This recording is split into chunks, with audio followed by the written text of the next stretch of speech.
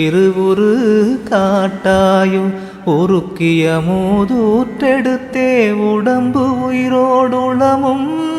ஒளிமயமே ஆக்குரமே உணர்ச்சி அருளாயோ கருக்கருதா தனி வடிவோய் நின்னை என்னுட்கலந்தே